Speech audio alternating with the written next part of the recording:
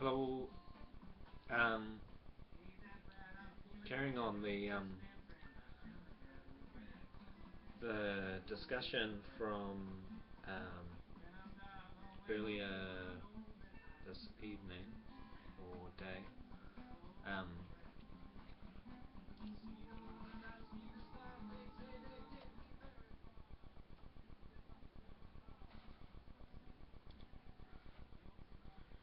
yeah. Um,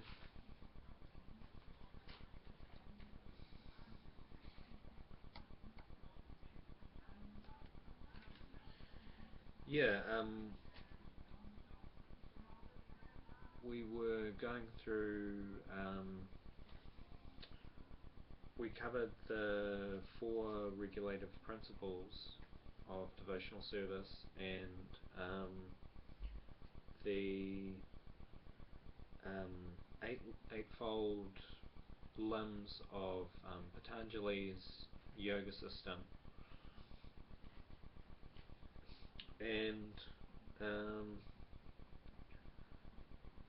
so I'll just do um, another short kirtan, and then we'll talk about knowledge. Um, Knowledge is important on beginning um, the practice of devotional service is an important foundation, and then some stuff on deity worship and prasadam and maybe health or something as well. So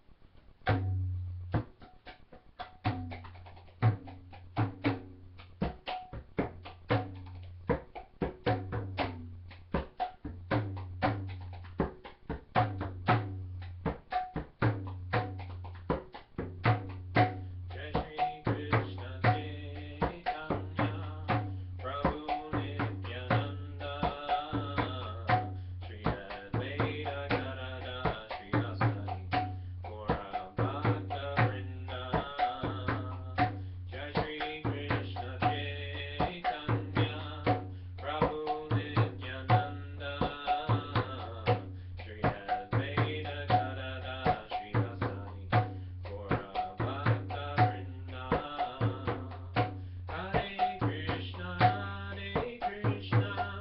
Krishna Krishna Hare Hare Hare Hare Rama Rama Hare Hare Hare Krishna Krishna Krishna Hare Hare Hare Rama Rama Hare Hare Hare Krishna Krishna Krishna Hare Hare Radhe Shyam Radhe Shyam Shyam Shyam Radhe Radhe Radhe Shyam Radhe Shyam Shyam Shyam Radhe Radhe Jai Shri Krishna Chaitanya Prabhu Nityananda Shri Advaita Gadada Shri Vasari Gaura Bhakta Vrinda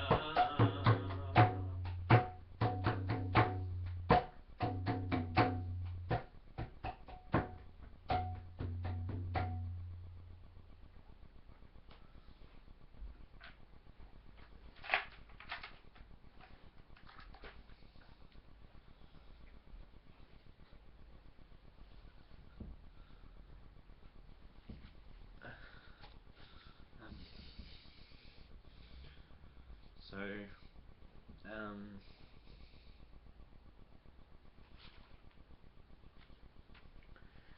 yeah, so we're sort of just summarizing the different sort of um, these aspects too, and sort of trying to get to how they relate to one another as a complete sort of system. Um, so, and different things that are taken into account. Um, so looking at the um, the four regulative principles relating to niyama of the eightfold limbs, and then getting into in devotional service knowledge as being the foundation. So yeah, the idea is that you need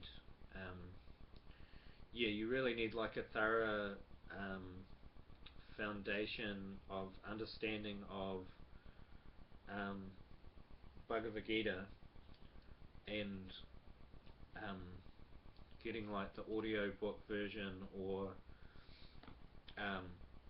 audio book version, and listening to the main text, and then the commentary by Prabhupada as well.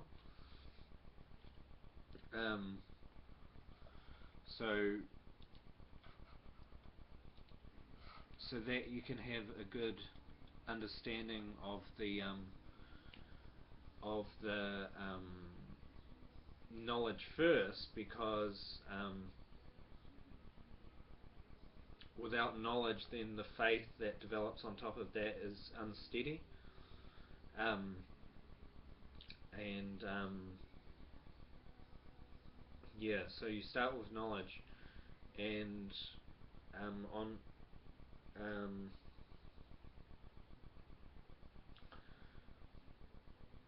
basically, there's sort of like 5 topics discussed in Bhagavad Gita that Prabhupada talks about in the introduction,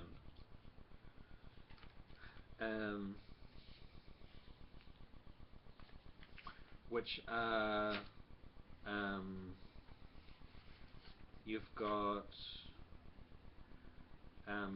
Prakriti is one of them, which is material nature. What is Prakriti, or material nature? Which is sort of like the machine that we're all inside. It's what we see around us, and with the 5 senses. And then you've got the question, what is time? So understanding what time actually is, and like you can look at it in terms of the movements of the planets and stuff like that, but there's also something to do with time going into states within the material creation we're under the influence of time, but the spiritual world is outside of time and space. And so that's a really important point to realize whenever you're reading something, or if you're taking on spiritual information, to not let time and space get into your thoughts. And also in relation to the Lord, like Swedenborg explains this, Emanuel Swedenborg, the Christian mystic, that so understanding time is really important. Then you've got so you've got Prakriti and material nature, and you've got the spiritual potency and the marginal potency, which is us, and then the Maya, which is illusion. So understanding what Maya is as well, which is tied in with what the mind is, which is in the practice of Bhakti Yoga, what you're doing is attaching the mind to God and Him in His form, and through that attachment, you naturally become disattached from the world. So it's through that attachment of um, God in person, relating to him or her in person, or to him relating to Krishna or Yeshua, um, which is Jesus' name in Aramaic, and then relating in person, um, and building a relationship and building that attachment. And you can practice that by doing meditation, and there's different forms of meditation, like recommended by Kripalji is the um, um, root dhyan, which is basically meditating on the form of God in person. So you meditate on the Lord in his personal form, and close your eyes and relate to him in one of the 5 rasas. And yeah, I've made a video about rasa a little bit, but basically you've got these different types of relationship that you can be in with the Lord within that meditation, and you're disattaching the mind from the world and your thoughts, and then attaching it to God. And what this does is sort of dissolves the subtle body. So you've got the subtle body, which is like the mind, and through the process of like a natural samadhi, you become more attached to God and less attached to the world, and sort of dissolve the subtle body up into until you're left with the spiritual body. And then once you have the spiritual body, you can associate with the Lord, and the devotional service is the practice and is the attainment, and the practice and the attainment. So you practice devotional service in order to acquire devotional service. You cultivate a spiritual body, but once you develop that love and fulfill the goal of life, you carry on doing devotional service, and you could go to the spiritual world after death, or you could go sort of anywhere. You could go into any different universe, a material universe, or a spiritual planet, or something like that. But the idea is that wherever you would go, you would still be in relation to the Lord and still performing your service to the Lord. So it's kind of a permanent relationship. It's a long-term commitment. Yeah. So I mean, knowledge like this, you need to know all this kind of stuff, and then your faith develops. But the more knowledge, and you keep coming back to knowledge as well, but or you can work on strengthening the intellect by reading and stuff like that. So in Bhakti Yoga, there you have knowledge, and then you've got the attainment of faith, and then from faith there's attachment, and then through that attachment comes bhav and prem and love, and so you have that sort of system of knowledge, faith, attachment, prem. And yeah, so I was going to talk about deity worship. So one of the sort of practices that you can get into in devotional service. There's like a lot of variety in devotional service. There's a lot, you kind of can choose what thing you want to do. There's all these different practices that all come under the branch of devotional service, and you can be quite creative in the way that you meditate on the Lord. I'm meditating on the Lord in by doing deity worship, or I'm doing it by watching a video or something, or by doing some artwork, drawing the Lord or something like that, or writing, or you've got I think there's 9 practices, and the 3 that are most emphasized are hearing, chanting, and remembering. So you can hear about things, or you can chant or talk about Krishna or devotional topics, and remembering is remembering the Lord. So it's something that you can do constantly, and yeah. So in deity worship, you have a representative, a physical form of the Lord that you can focus your attention on with the senses. So you can do like a root yarn in your mind and project the Lord out in your mind, or you can see the Lord in the deity form, and which is physically present too, so you can actually engage the eyes as well.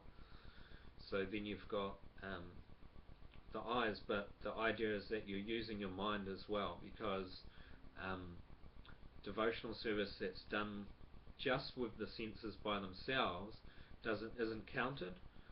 But if devotional service is done with the mind as well as the senses, or just with the mind, then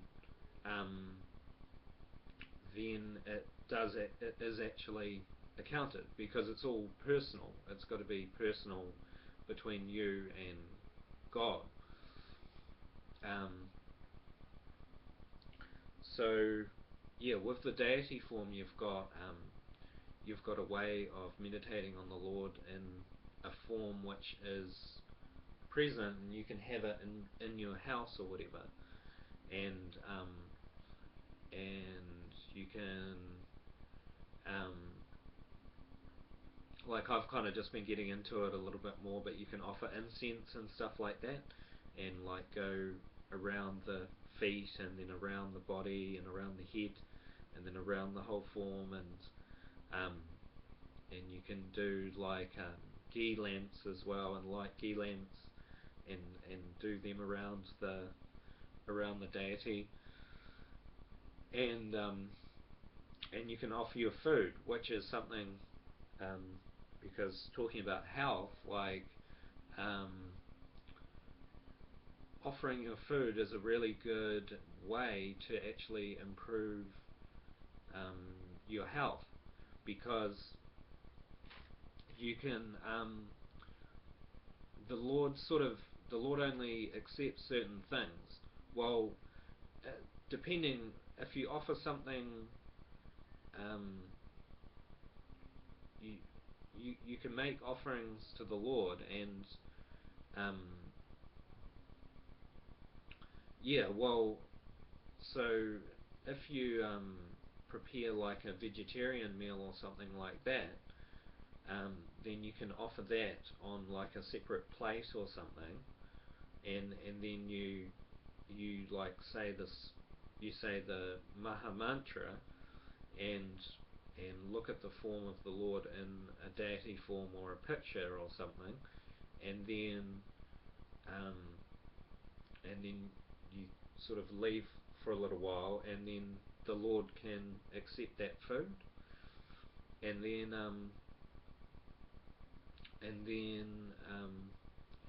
then you put the food back in with the rest of the food that you've cooked, and then you can serve it out among you and other people, and you can all eat the food, and it's then called prasadam. It's considered spiritual food, and it's called like a karma-free diet, because the karma of the food, of producing the food, is removed when you offer it.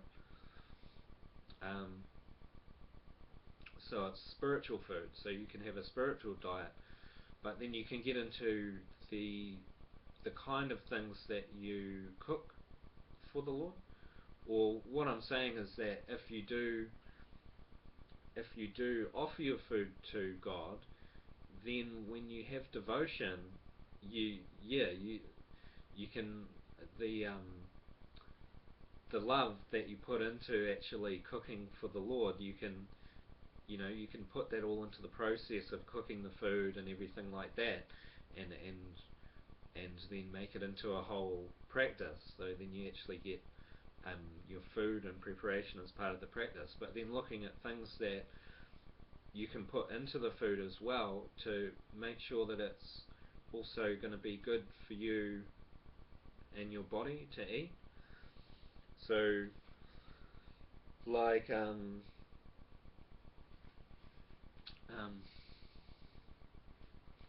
yeah, we'll take another break. That was just covering, so we covered knowledge and faith and attachment to the Lord, and then deity worship and prasadam, and then we'll just talk about things in your diet and stuff. That's just some ideas of how to get around a diet or something like that. But just, yeah. So I'll be right back.